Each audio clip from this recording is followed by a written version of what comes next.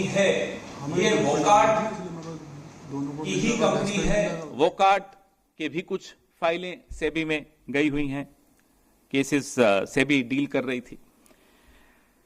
10 सितंबर को हमने एक और खुलासा किया, कि मैं थोड़ा रिकैप कर रहा हूं, I am just recapping everything so that your memory is refreshed and then I come to today's allegations.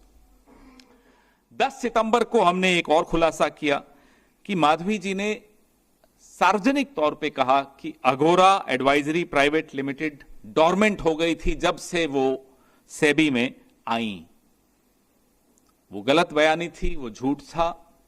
न केवल अघोरा लगातार उसके बाद भी कंसल्टेंसी सर्विसेज दे रही थी, बड़े बड़े कॉर्पोरेट्स को दे रही थी, बड़ी बड़ी कंपनीज को दे रही थी, ऐसी कंपनीज को दे रही थी जो सेबी जिनका केसेस सेबी में खुले हुए थे। न केवल ये, बल्कि माधवी जी अघोरा एडवाइजरी प्राइवेट लिमिटेड की 99% शेयर होल्डर थी। यह हमने आपको 10 तारीख को बताया। इस दौरान Mahindra and Mahindra, doctor Reddy's laboratories, Pidilite इन सब ने हमें छोटा छोटा जवाब दिया। उन्होंने ये अपने जवाब में ये स्वीकार किया कि उन्होंने अघोरा को पेमेंट्स दी हैं कंसल्टेंसी की एवज में। यही बात हम खुलासा करके सामने लाए थे, तो उन्होंने ये कंफर्म किया है।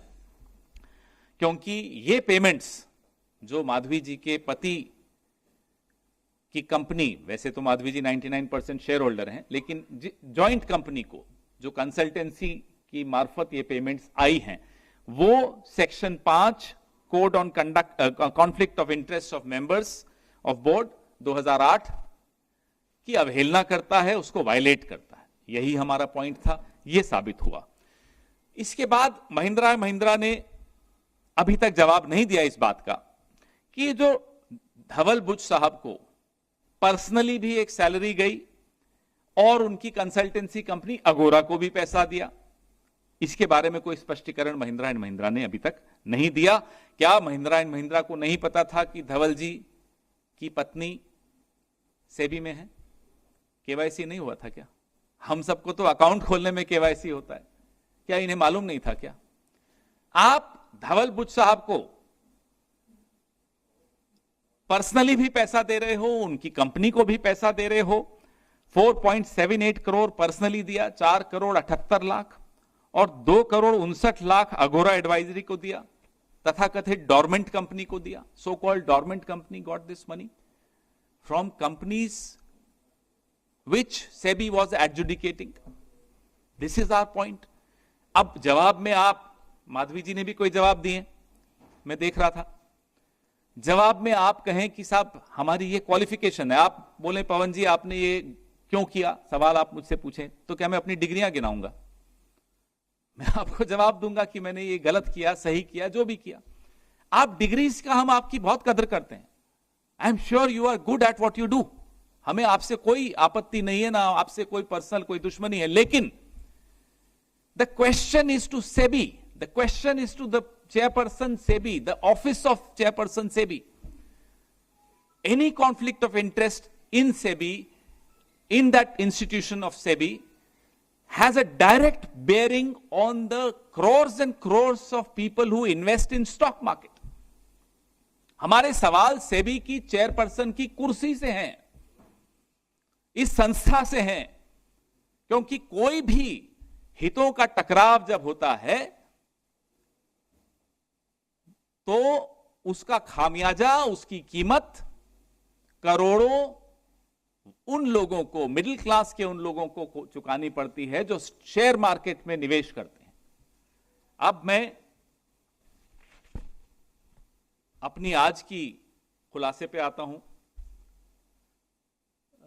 मेरे साथियों को कहूंगा कि अब स्लाइड को आगे बढ़ाएं।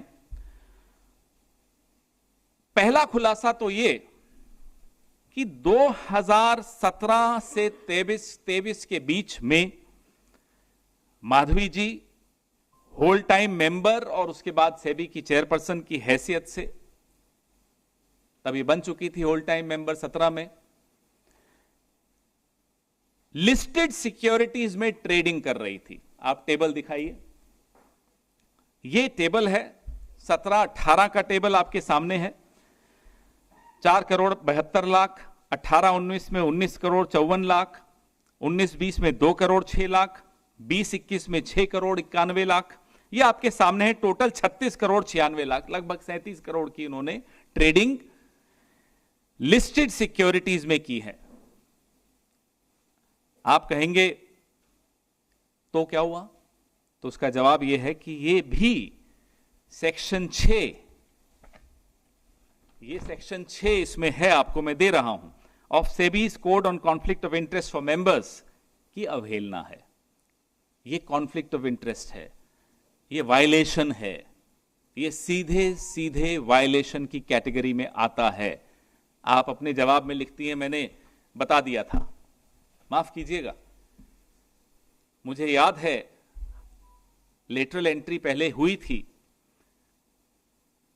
दामोदरन नाम के एक अधिकारी थे, अफसर थे, 50 शेयर थे उनके पास एसबीआई के, उन्होंने वो लौटा दिए, वो बाहर कर दिए, फिर उन्होंने वो ऑफिस लिया। तो ये उदाहरण होता है। तो आप ये कह दें कि मैंने सूचित कर दिया, किसको किया किसको नहीं किया उससे मायने नहीं रखता। फिर आप अपनी डिग्रीज बताएं, मायने नहीं रखती। पूरा सम्मान है आपकी डिग्रीज को, मेहनत की होगी आपने उन डिग्रीज को पाने के लिए। We are not questioning all that, we are questioning what were you doing, why were you lying when you said it was a dormant company, Agora was a dormant company. It was not dormant, it was getting consultancy. Then the other lie yesterday I saw, we'll give you a detailed response in a few days on her response.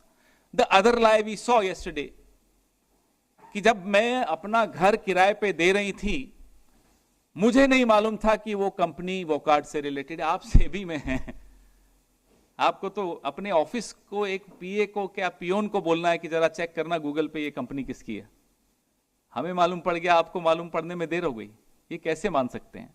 फिर आप ही में से कुछ खुलासा किसी ने पिछले हफ्ते किया कि उस घर में कौन रहता था, वो कार्ड के अपनी वो जो फैमिली है उन्हीं के पास वो घर है। तो हमारे सवाल तो ये हैं। तो ये मैंने आपको बताया कि 17 से 23 के बीच में, वो टेबल फिर से एक बार दिखाइए, ये इनकी लिस्टेड सिक्योरिटीज में इन्होंने ये ट्रेडिंग की है। अब नंबर 2, 17 से 21 के बीच में माधवी जी के पास कुछ फॉरेन एसेट्स थे। हम पूछना चाहते हैं कि पहली बार आपने इन फॉरेन एसेट्स के बारे में सरकार की किस एजेंसी के सामने यह सूचना दी थी? When was the first time she declared these foreign assets to which agency of the government? ये हमारा बड़ा स्पष्ट सवाल है। और फिर से कह रहा हूं, आपकी डिग्रीज को हम रिस्पेक्ट करते हैं, तो डिग्रीज के अलावा का जवाब दीजिएगा। Is it true that Miss Madhavi P. Butch was actively involved in Agora Partners Pte Singapore as she was the signatory in the bank account? आपने कहा आपका कोई मतलब नहीं था, लेकिन हम ये जानना चाहते हैं कि क्या माधवी जी अगोरा पार्टनर्स पीटीई सिंगापुर, अगोरा एडवाइजरी तो हिंदुस्तान की कंपनी है, अगोरा पार्टनर्स पीटीई सिंगापुर की कंपनी है, क्या आप उससे संबंधित थी? क्या आप उसके बैंक अकाउंट में हस्ताक्षर करता नहीं थी? weren't you a signatory to the bank account of Agora Partners Pte Singapore? बड़े स्पष्ट सवाल हैं। जो फंड्स विदेशों के जिसमें उन्होंने इन्वेस्टमेंट किया है, ये लिस्ट आपके सामने है।